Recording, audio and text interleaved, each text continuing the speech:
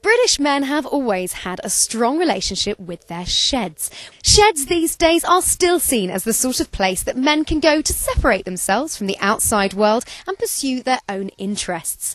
But I'm not convinced that it isn't just another handy excuse to escape from the wife. So I've come here today to meet Charlie Luxton, who's a self-confessed shedist, to find out exactly what he gets up to in his little outhouse. Charlie, this is a pretty amazing shed, but I mean, what do you think it is about sheds that gets guys so excited? Well, I think the shed offers a place for people to express themselves. I think the home has become a very important issue for many people, because our homes are now our pension schemes, they're our chance to be entrepreneurs, they're a massive investment. And so I think people are very serious about their homes, and they won't let themselves kind of have a bit of fun, because it's like, what's this going to do if I try and sell on the house? So I think what the shed offers is a chance for people to let go and really express their own personality. Well, I've got a shed myself, but I have to say it's not really the sort of place that I want to spend a lot of time in. I cleaned it out the other week, but I couldn't wait to get out of there. I mean, what do you think I could do to the shed to make it sort of somewhere I'd like to spend more time? Well, the main thing about any space you want to spend time is it's got to be comfortable. So it's got to be warm when it's cold, cool when it's warm, and lit. So I think the first thing to do about your shed is to clean it out, which you've done, which is a great start, is then to think about insulating it and putting in some power and some light, and then let your imagination go. I think, when you find out what people have done in their sheds, Trevor Bayliss invented the wind-up radio in a shed. Roald Dahl wrote all of his books in a shed. So sheds have the potential for a lot of places to work, but also increasingly use it for dinner parties and late night sort of drinking when the family's in bed. Mr. Luxton, don't tell me you have a mini bar in your shed.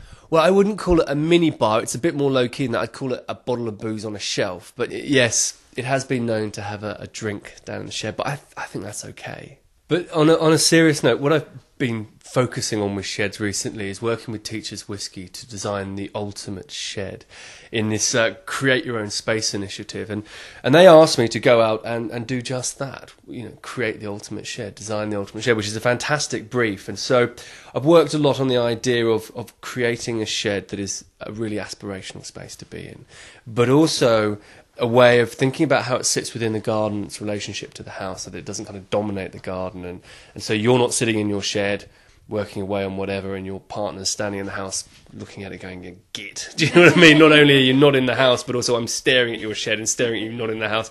So I came up with this idea of using a rainwater harvesting system. So it collects all the rainwater and irrigates a series of planting beds, and has these posts that you can grow lovely kind of clementists and climbing flowers up. So your partner stares at a lovely kind of flowery edifice. What we've done actually is created a complete set of design blueprints. It's a fully specified document. It's about 15 pages in there. You can go out, buy all this material locally to where you are, and build the most amazing shed.